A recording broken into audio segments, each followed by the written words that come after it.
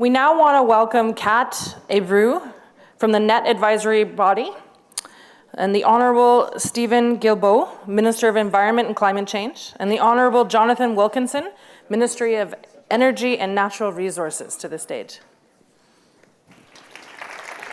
Thank you. It's good.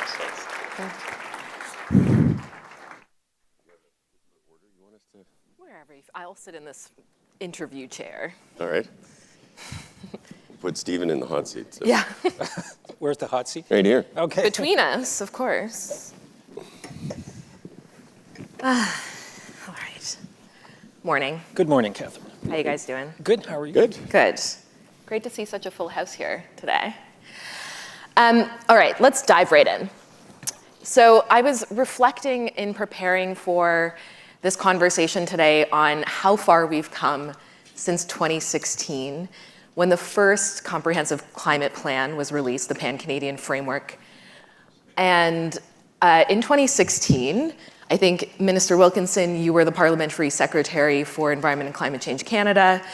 And Stephen Guilbeault, I think you and I were in a civil society lockup together. Yes. Waiting eagerly for the PCF to land. A lot has changed since then.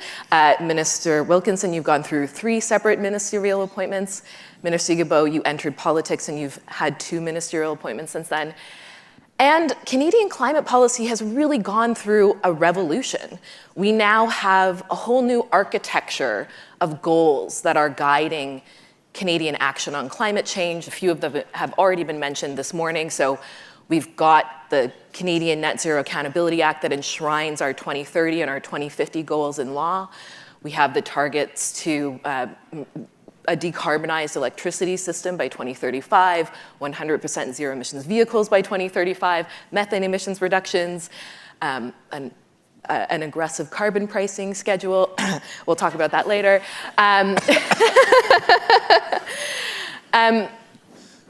So I often will say, we've gone through this revolution of climate policy, but we're also in the thick of the implementation of those climate policies.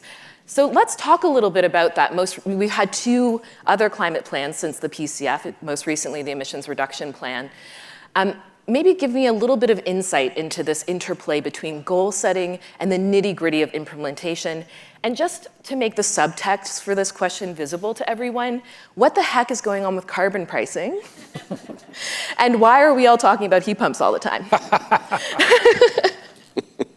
Go ahead.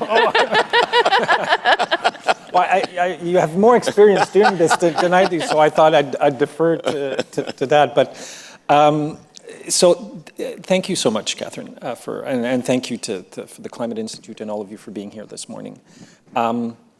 I think it's a good question. Like, how do we go from plan setting to implementation? And certainly something we struggle and we work on a daily basis. So some of the things we're doing are a sign of times that are changing. When I was in the NGO world arguing for a ZEV mandate at the federal level, I was nominated by Catherine McKenna as co-chair of a working group on climate change when I was still with the civil society organizations. We were asked to look at buildings and transportation and how, what other measures the federal government could implement. One of the recommendations was a ZEV mandate. And that was in 2019. Wasn't a whole lot of appetite for it at the federal level. The federal government did go ahead with the federal rebate for electric vehicles, which has been extremely popular. We're now in the Q2 of 2023, we've surpassed 10% of sales of EVs in Canada. So we're catching up on many other countries around the world, but we're still playing catch up. And now, I mean, of all the things that I'm doing, whether, the cap on oil and gas emissions, electricity regulations, methane, ZEV, clean fuel standards, pricing, ZEV is probably one of the easiest, with methane, I would argue, because all of a sudden people see that this is where the world is heading. And our friend, the very dynamic and super active François-Philippe Champagne is, going left, right, and center, signing these agreements with companies for new, battery or car companies or battery components in the EV supply chain. So it's the implementation of that is not very. There's still some resistance. Companies, by and large, don't usually like when government bring in new regulations. Nothing new there, but it's.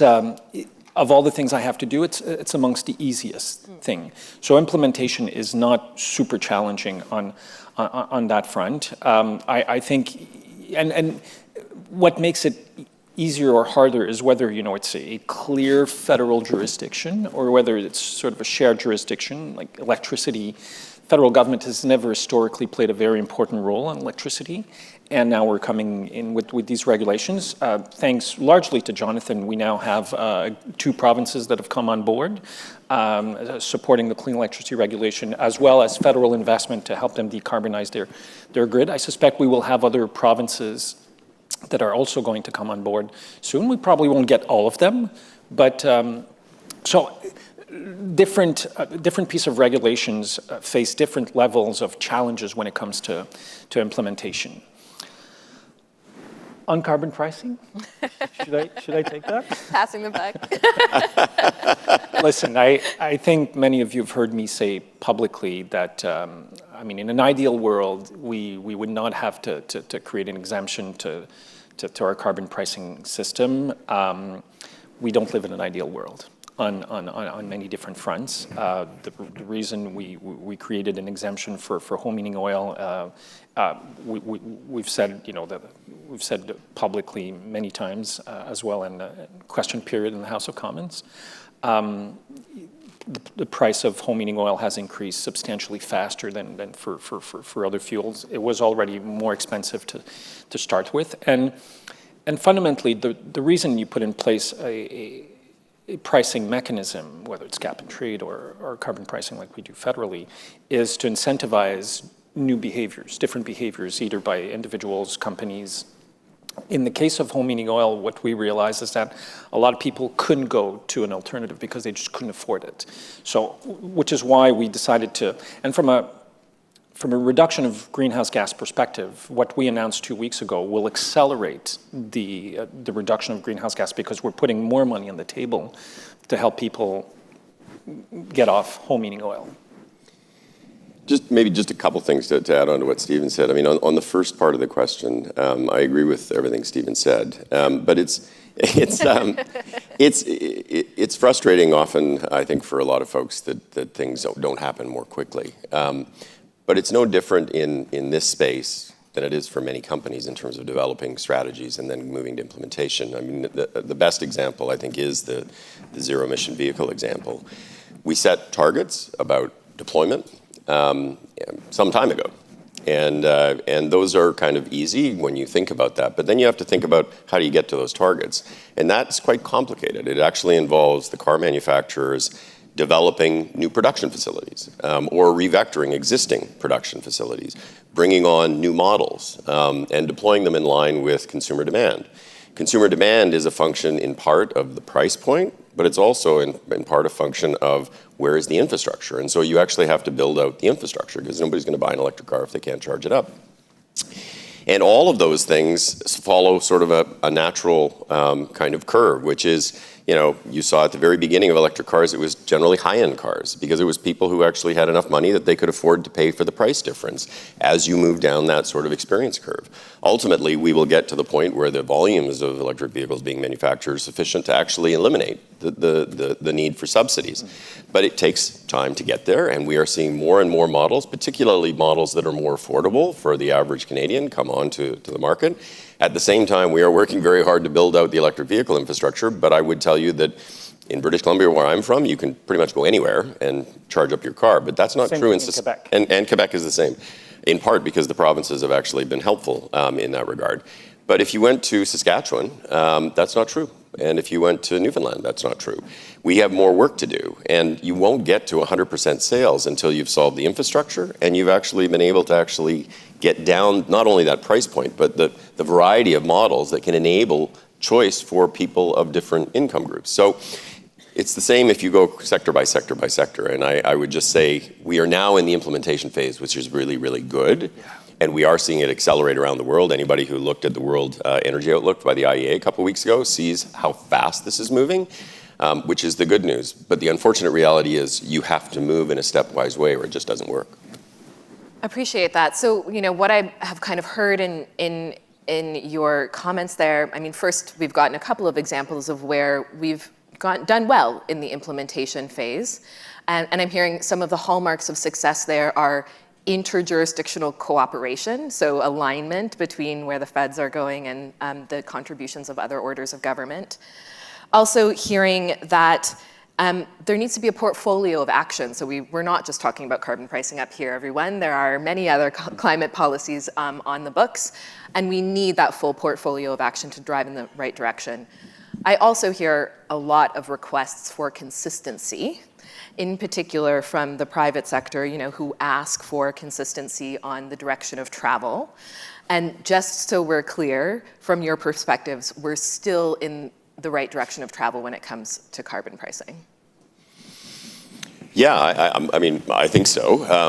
I mean, carbon pricing is certainly only one part of our plan, but it is an important part of our plan. And I mean, everybody understands the price signal, and it is the most efficient way to actually reduce emissions.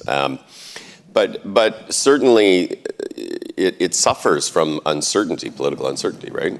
If you don't know that it's going to be there, it's very difficult to make multi-billion-dollar investments that rely on the price actually not only being there, but continuing to move upward. And it has driven us towards the development of instruments like carbon contracts for difference, which essentially are about trying to lock in some of those, provide greater certainty to industry in particular, to be able to actually make the kinds of investments that will catalyze.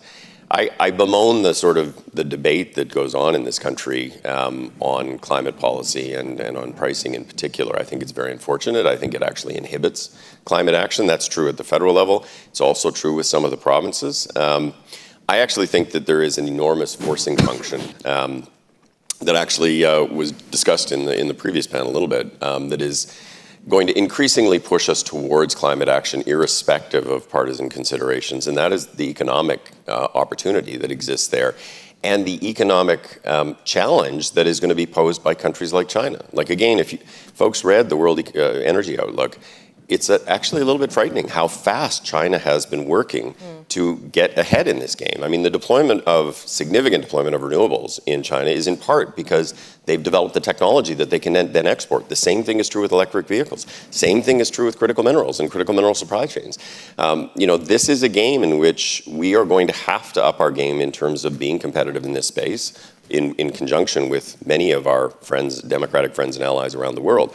But that is going to be an enormous forcing function, I would tell you, on conservative politicians, just as it is on liberals and New Democrats. Yeah, absolutely.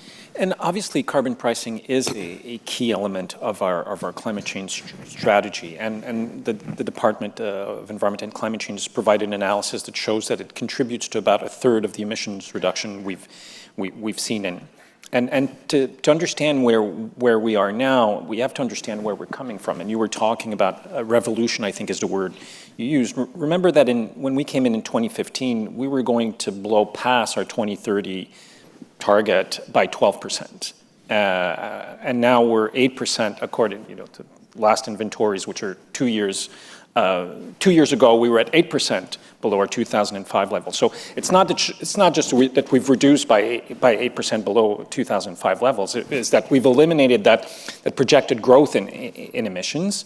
The last communications we sent to the United Nations show that currently, with the measures we have, we're at minus 34%. So we're not, I agree with the Environment Commissioner, who had, by the way, good things to say about Jonathan's deployment of charging stations, which doesn't happen often. He didn't have good things to say about our climate change strategy, but we agree with him. We have to do more. Like we're not there yet, but we've made tremendous progress. We have to keep working at it. And the idea that you can, we're often challenged in the House of Commons by people say, well, your carbon pricing hasn't stopped forest fires. No, it hasn't. There's no light switch somewhere that we can turn on and off and no more climate change. Oh, climate change comes back on. Like, it's going to take decades of hard work and consistency, as you rightly pointed out, of governments after governments, federally but also provincially. Imagine what we could do in Canada as a nation if we had the same level of collaboration on climate that we do, for example, with BC or with some other jurisdiction, as opposed to the shouting match and the constant challenges, including legal challenges on many of the things we do. We could be so much more further in terms of the implementation of our climate action. Yeah, and you make a really great point there that as we continue to take more ambitious action on climate change, we will also be having to grapple with the increasing impacts of climate change that we've already locked in. Mm-hmm. Okay, I have a few more questions on economics and the politics of climate change coming up, but first I want to ask one more tricky question of you guys. So in these excellent pamphlets that CCI has provided, there's a really simple and accessible layout of the key policies that we need to fill that gap to our 2030 goals that was pointed out by the commissioner earlier this week. And a huge thing that's emphasized there, and that's something that the Net Zero Advisory Body has also emphasized, is the importance of a cap on oil and gas emissions. So can you give us some real talk on the progress toward that policy? We've been hard at work, my department as well as Jonathan's. We've had, I'd say, over 100 meetings in the last year, 12 to 15 months with provinces, territories, stakeholders, Indigenous representative companies. The Prime Minister, as the Prime Minister said in New York, we will have a framework on the oil and gas cap out by the end of the year. And it follows a very similar process that we used for the clean electricity regulation. So first we had the framework document, and then we went to draft regulations, to CG1. It's going to follow the same pathway. On the oil and gas cap. So I can't tell you more because these are very live conversation that we're having. But by the end of the year, you will have a pretty good idea of how we'll go about to do that. Yeah, I mean, we are working very actively together on this for sure. I would just say that, we want to make sure that we do this in a thoughtful way, that's rigorous, that's informed by logic, and that pushes for as many reductions as we can see in the sector as possible without shutting in production that's not linked to global declines in demand, because that would just essentially make us poorer in Canada and would make our American friends or folks in Saudi Arabia or elsewhere richer. But obviously you've got to start by looking at what do you think global demand is going to look like. And we are fortunate that both the International Energy Agency and the Canadian Energy Regulator have actually looked at some of those questions. And those have been very helpful. And we, of course, have to do some real thoughtful work on what do we think is actually technically feasible to achieve within a certain time frame, and then beyond that, on the pathway to a net zero by 2050. So lots of work going on. We will be bringing something forward. It will be, in my view, rigorous and logical, and will be something that hopefully can be well received by everybody across the piece. We are looking to engage the sector on that, just as we are looking to engage civil society to try to ensure that it is something that helps move, and NPTs to try to ensure that we move this forward in a thoughtful way. And we also have to do that in a way that respects our Constitution. And the opinion of the Supreme Court recently on impact assessment was, a lot of people latched on to the fact that the Supreme Court said that part of the act are unconstitutional, but the Supreme Court also said that part of the act was constitutional.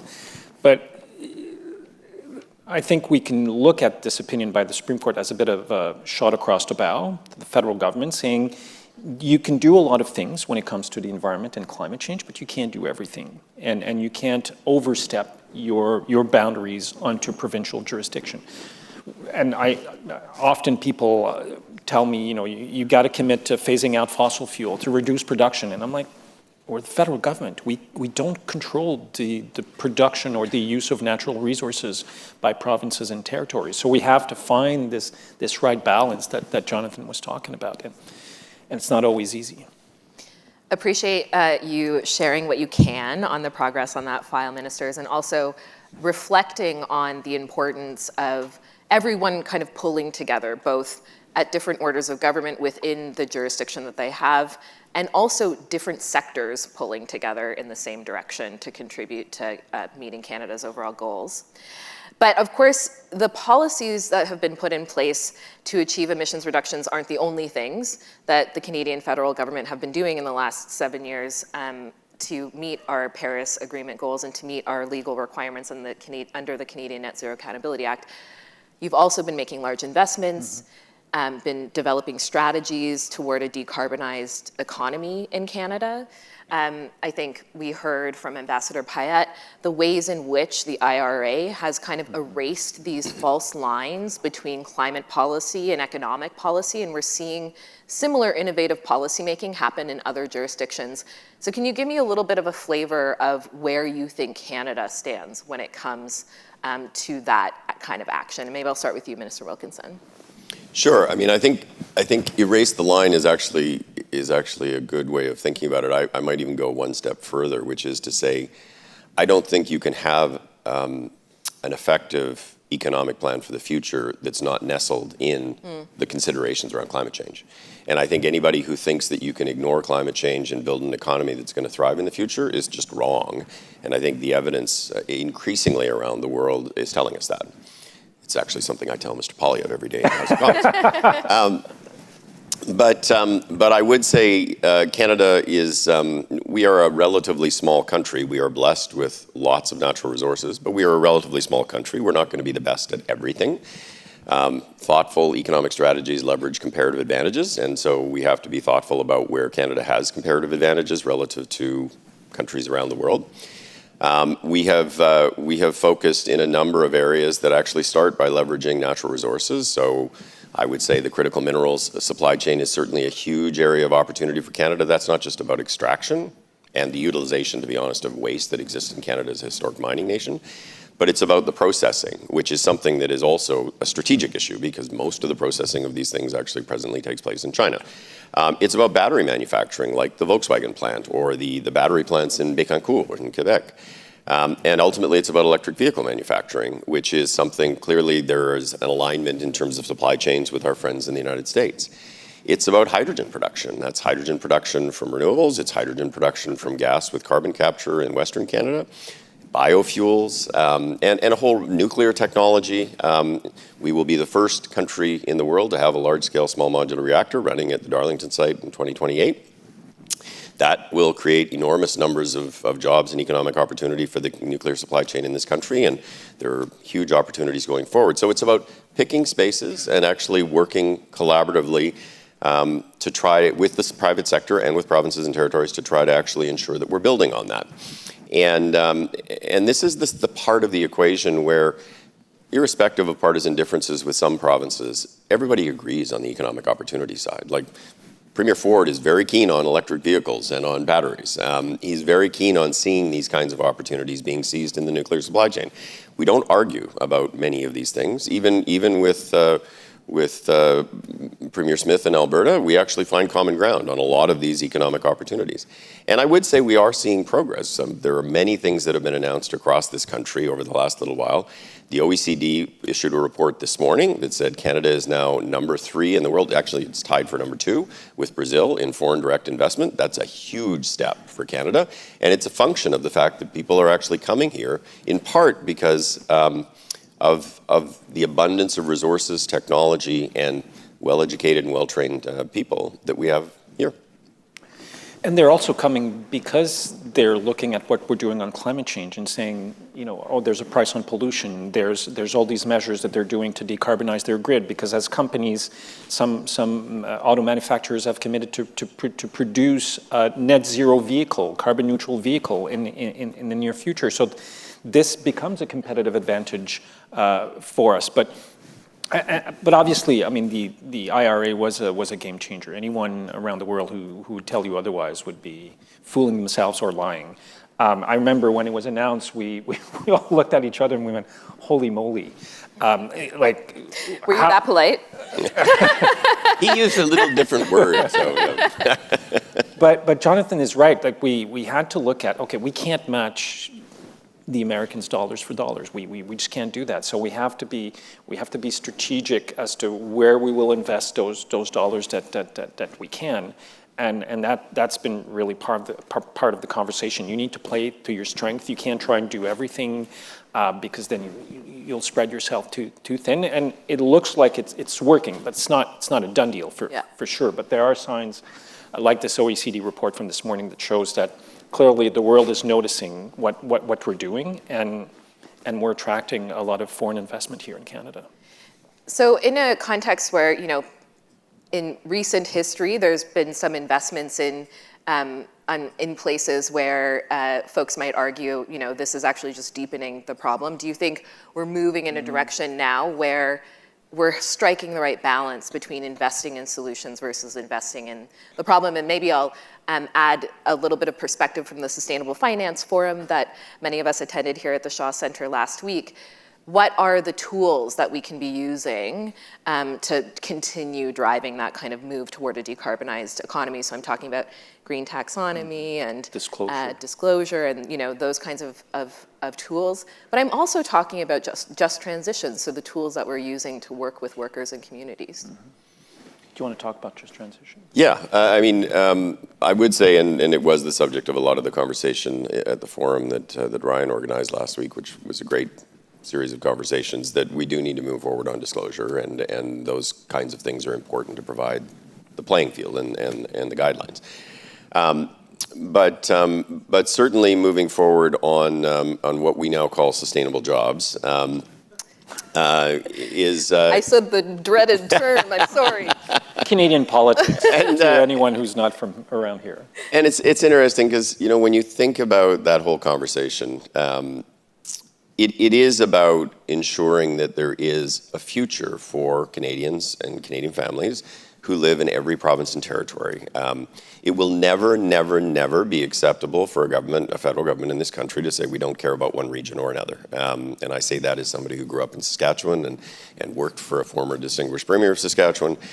It is important that we are thoughtful about how we actually address the challenges for all parts of Canada. And so the Sustainable Jobs Action Plan and now the Sustainable Jobs Bill, which is in Parliament, Act Committee, being filibustered, is about how do we create the kind of economy that is actually going to provide that kind of certainty for families, that not only they will have jobs, but their kids will have good jobs going forward. And how do we actually ensure that where there are adjustments in the economy that happen, that we are there to provide the appropriate supports to help people to ensure that they can transition. I would tell you that I think that the adjustment part of it, we sometimes get lost in that. And I'm not saying that there won't be. Certainly there has been with coal workers. But my view is the kind of things that we are going to need to do from an economic perspective going forward, whether that's doubling the size of the electricity grid, which is not just generation, it's transmission, building new hydrogen facilities, building offshore wind, building new electric vehicle manufacturing, retrofitting all of the various buildings that exist in Canada. 70% of the buildings that exist in Canada today will still be standing in 2050. All will have to be retrofitted in some way. It's going to drive the demand for enormous numbers of skilled workers. And I think the challenge we are going to face is we're going to be short skilled labor, not that we're going to have a whole bunch of people who are displaced that actually are not going to have anything to do. But that is what the action plan and the bill are about. The bill is about establishing a number of things, but it's actually a lot like the Net Zero Accountability Act, where it establishes a partnership council that includes labor, includes industry, includes Indigenous leaders, and it will include youth to ensure that we are actually having thoughtful conversations and that will help to inform government policy. Because we can either prepare this transition or it'll be imposed upon us. And I think as a responsible government, we're of the view that we should prepare it. Whether it's job, whether it's how different transition will affect different parts of the country. And obviously, there's always resistance to change. It's human nature. But when we look at the transformation that are happening on the electricity sector in Alberta, for example, I mean, the previous NDP government had made a commitment to be out of coal by 2030. Alberta will be out of coal-generated electricity by the end of this year, 7 years earlier than their commitment. So sometimes our fear of change will stop us from seeing what the opportunities are. But they're there. They're there certainly around the world, and in the United States we're seeing what's happening in many other parts of the world. But in Canada, there are many opportunities that are creating good paying jobs, that are creating economic development and helping tackle climate change. And I think sometimes these are a little bit lost in the political debate. Mm-hmm.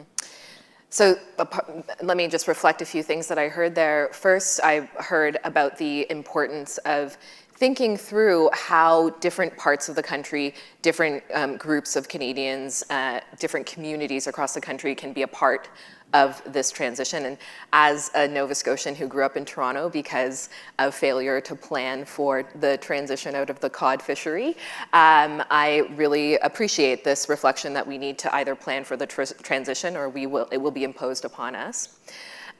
Also really hearing that bringing folks along and making sure that there are policies in place to develop those industrial strategies, those economic strategies of the future. And the Net Zero Advisory Body, of course, has put forward a number of recommendations in that regard, is also about addressing the kind of social and political elements of climate action. So let's dig into that a little bit.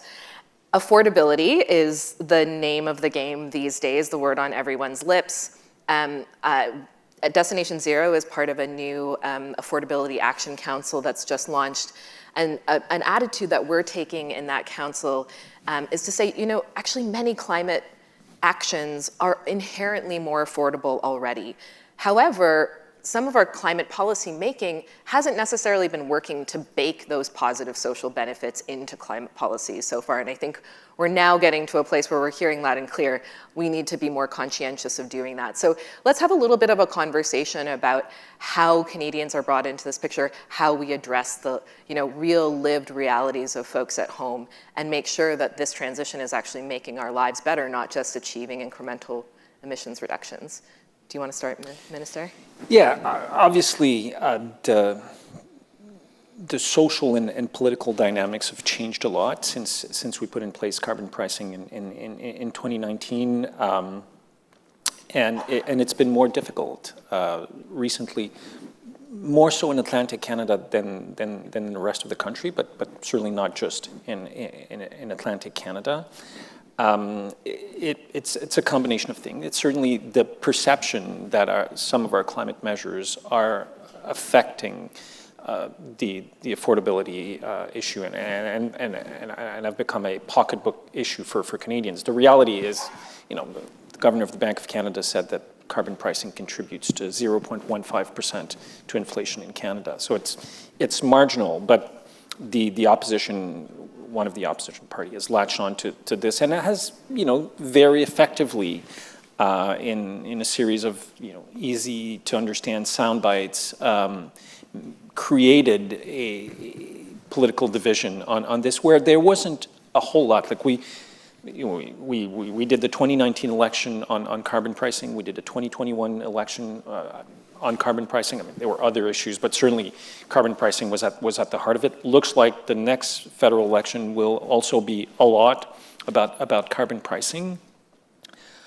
I think we clearly need to do a better job as a government to communicate many of those co-benefits of fighting climate change, including affordability, including health benefits and other social benefits of what we're trying to do. And we haven't necessarily been doing such a good job at this, and we clearly need to up our game on this.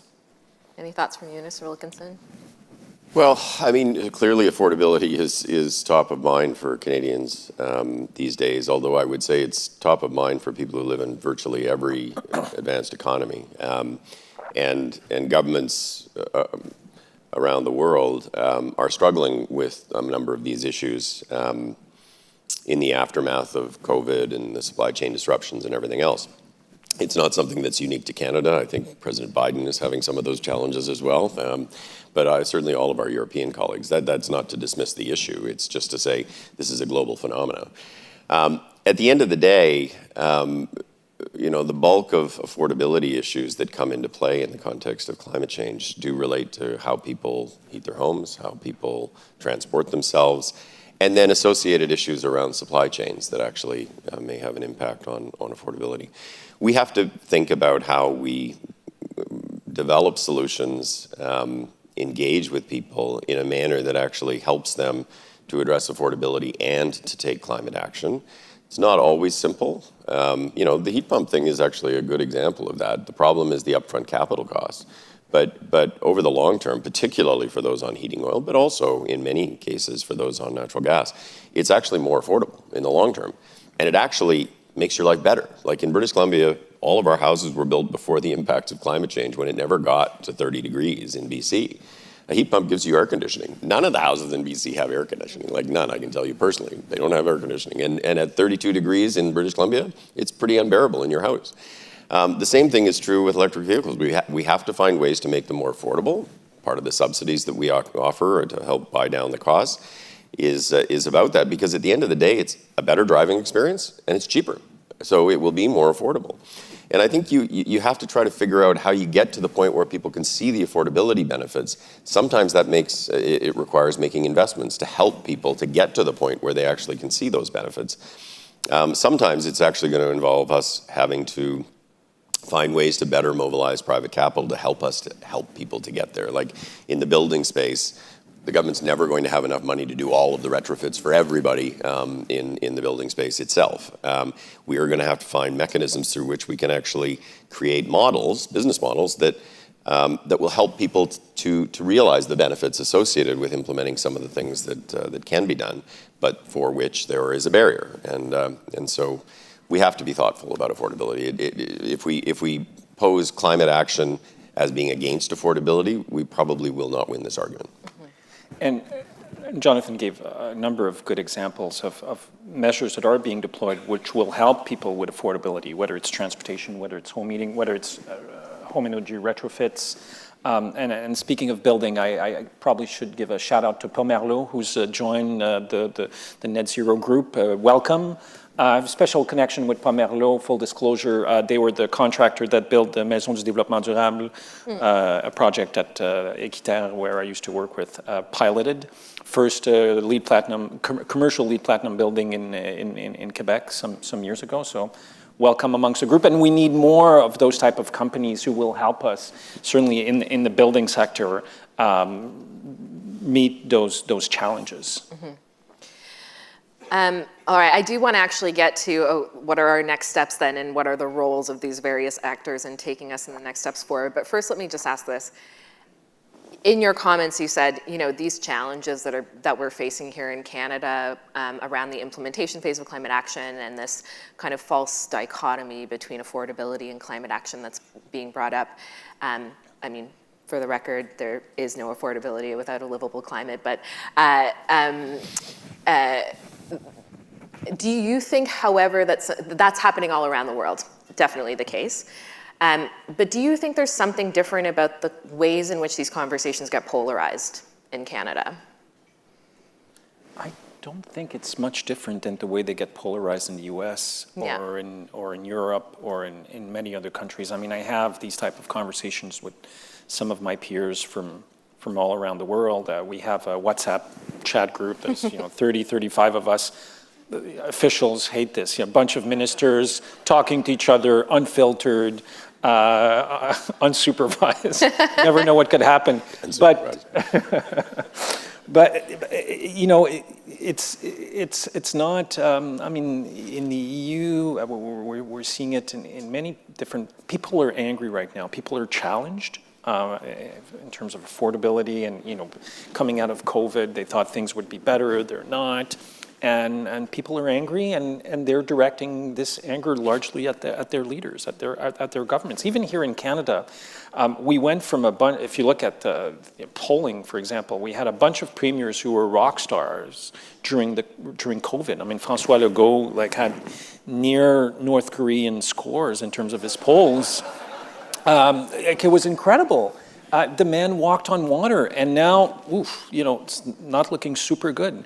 And it's true of most of our provincial premiers, as it is true of the federal government right now. So I think there's a lot of this that's baked in, and that frankly has nothing to do with climate, but it is something we have to be able to respond to and compose with as government.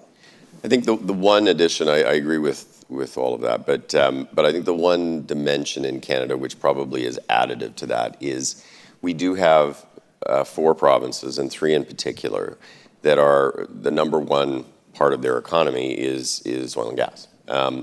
And for many folks who live there, and often for their governments, they see this whole transition as a potential threat to the economic prosperity that they have enjoyed.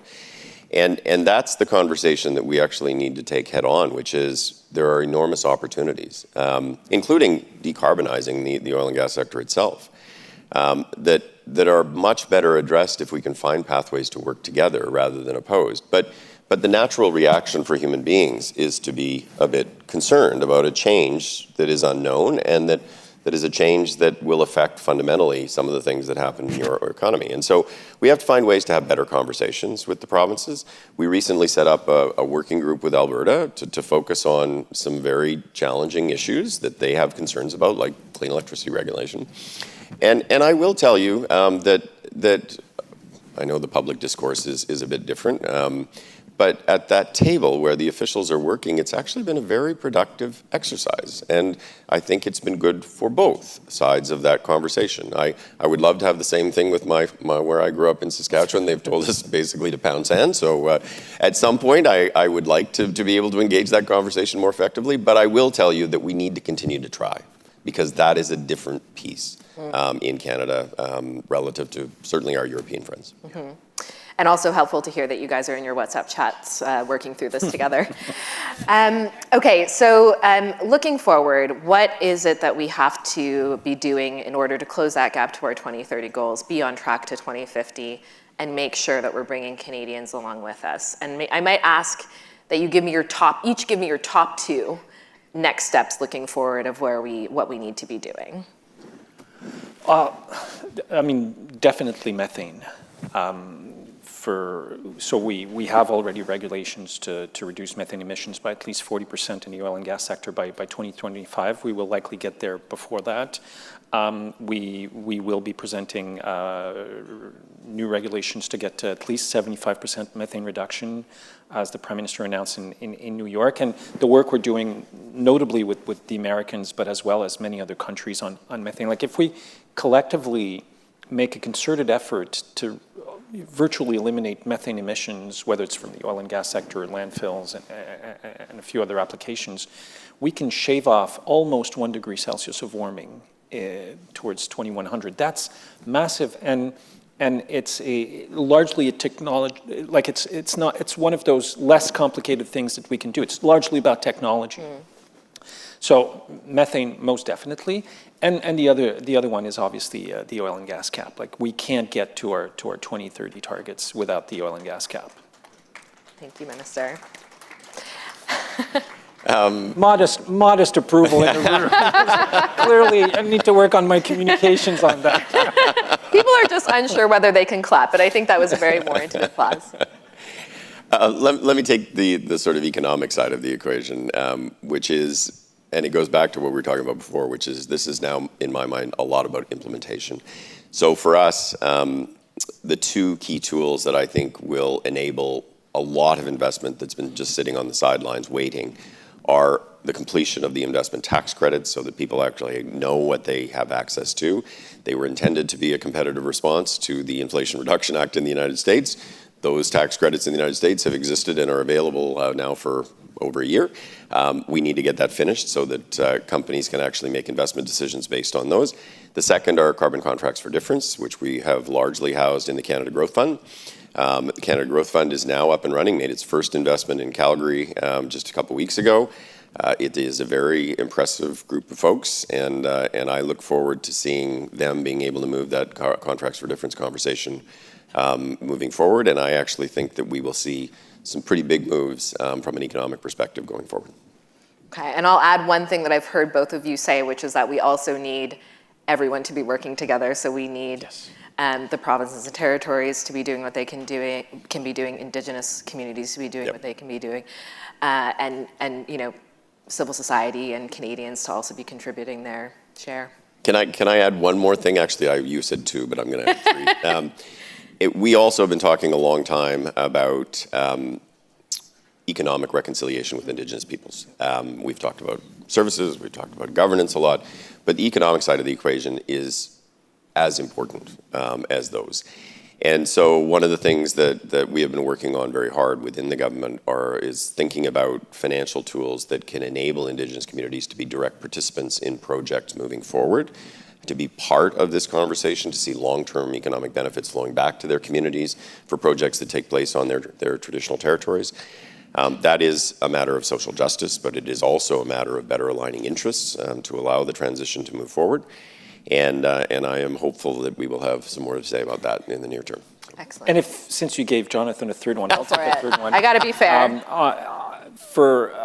Moving forward, for a number of the things we need to do in the transition, critical minerals, for example, but a lot of new energy development, those will be done on Indigenous lands. And so there's obviously the very important aspect of economic reconciliation, and on our side at Environment and Climate Change Canada, we are working to incorporate Indigenous communities, Indigenous nations in the evaluation of the impact assessment of these projects on their lands. We've just completed recently two evaluation, one in Ontario, one in Quebec, for critical minerals, where Indigenous communities were integrated into the assessment process. They wrote part of the impact assessment of these projects. One community in the Quebec side of James Bay even did a referendum to determine whether or not, after they'd looked at the impact assessment to which they'd participated, they did a referendum to determine whether or not they wanted to go ahead with the project. The referendum was positive. So as an investor, you see that they were part of the impact assessment. They fully understand what the pros and cons are of the project. They did a referendum, so you reduce the risk and you increase participation and decision-making powers of Indigenous people in the process. Proving my long-held belief that some of the most important contributions come when you go rogue. So thanks for those additional points. Okay, I'm going to close us off with a question. So it was suggested to me that I end our conversation by asking what gives you hope.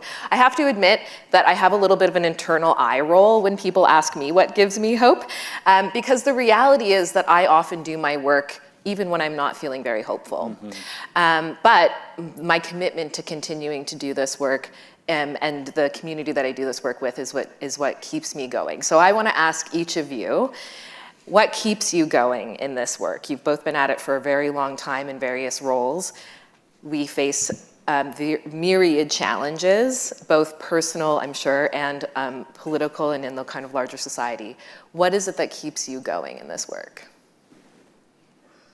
I think we're both fathers, and we often talk about, and some of our kids, not all of our kids, are quite involved and active in the sector and talk to us often. So obviously, I think I can speak on our behalf to say that as parents, you want to ensure that your kids and eventually grandkids will have a not only livable but thriving society and world to live in, and it's also the privilege and pleasure of being able to work with people like Jonathan around the cabinet table who are as committed as I am. Like sometimes there was a time where the environment minister was this sole person, in its corner in cabinet trying to push or drag everyone.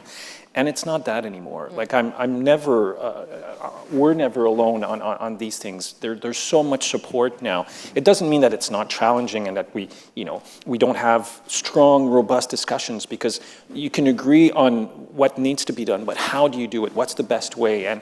But that's the conversations we have. We never have conversation about, do we need to do this? We have good, strong conversation about how do we do it? So I would probably echo a lot of what Stephen said. I mean, he and I both got into politics because of concerns around climate change. We came from different backgrounds. I was in clean tech, and Stephen was scaling the CN Tower, which I have a fear of heights, so I would never do that with him. So, but we both got in largely because of that concern, in part motivated by our kids. I would say what makes me optimistic is two things. The first is, if you look at, and I've referenced it a couple of times in the conversation, but the recent World Energy Outlook, it actually tells you that this is happening, and it's actually moving more and more quickly. It's something that many of us in this room have said was going to happen, that we would start to see this accelerate, and there would be an economic driver that would actually make it accelerate more quickly. But that report shows that it's actually happening now. So I think people can talk about, there's still coal plants being built in China, but if you actually read in aggregate the data that's in that report, it should give you hope. And the other thing is, similar to what Stephen said about our kids, my youngest daughter is a student at the University of Toronto. She will be off to COP with the youth delegation. She's leading from Canada and will be haranguing Stephen throughout the COP. But the passion that you see on the part of young people about actually doing something to try to actually save the world in which they will live is a motivator, certainly for me, and I know it is for Stephen. So. Thank you so much. Christiana Figueres, one of the architects of the Paris Agreement, refers to this as stubborn optimism. So I appreciate sharing the stage with a couple of other stubborn optimists. Thanks for the great conversation. Thank you. Thank you. Catherine.